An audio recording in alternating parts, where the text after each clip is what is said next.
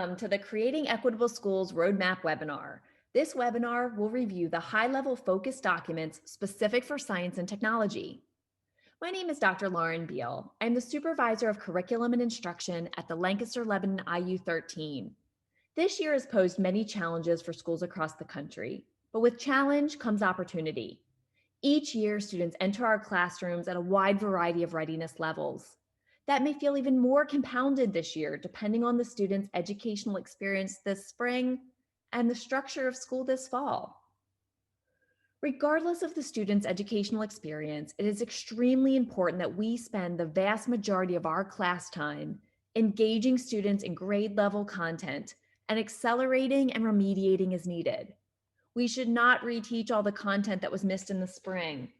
If we do so, students would never be given grade level content and their learning gaps will grow. We must teach students what they need to know now and accelerate as needed to prevent further learning loss and achievement gaps. There is no denying that this school year is different.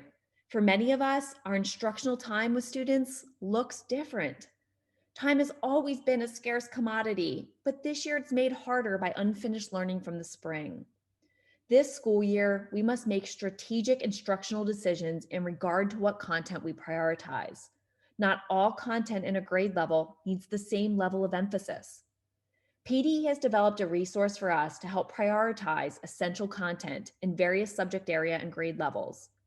Although all standards should be covered, this resource will help us determine the content that is worthy of spending more instructional time and resources on. I would be remiss to not mention the importance of data this school year. Data will be more important than ever. You will need to collect data on your students to determine where they would benefit from acceleration and where unfinished learning needs must be addressed. The focus areas of instruction were identified based on the depth of the idea, the time it takes students to master that concept, and the importance of mastery of that concept in future learning. Let's take a look at a sampling of focus area of instruction statements for life science grade 6 through 8. As you review the focus area of instruction statements on the left and the accompanying PA standards on the right, you will notice the integrated nature of these statements. As we look closer at one example, notice how this statement combines nature of science content. In this example, it's modeling, with academic content knowledge. Again, in this example, it's the structure and function of cells. Nature of science content represents a large portion of what is on our state assessment, but more importantly, we know it is essential for success in our discipline. It is integrated into each focus area of instruction statement. By integrating nature of science concepts, students develop a deeper understanding of the academic content, while also developing their essential science and engineering practices. You are in essence covering multiple PA standards within one learning opportunity.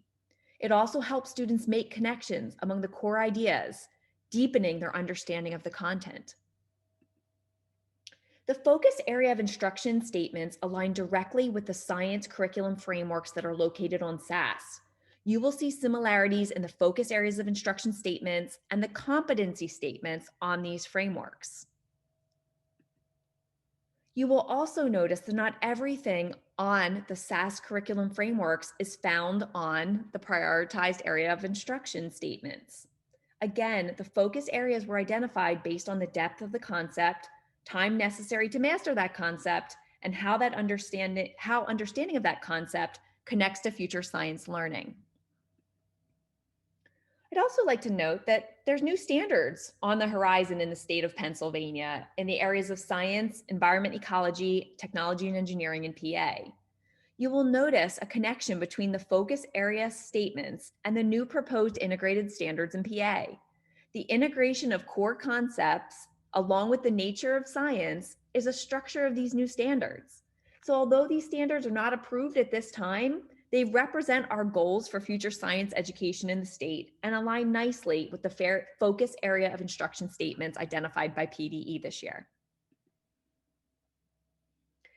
This year is unique, and we must be intentional at how we spend our precious instructional time.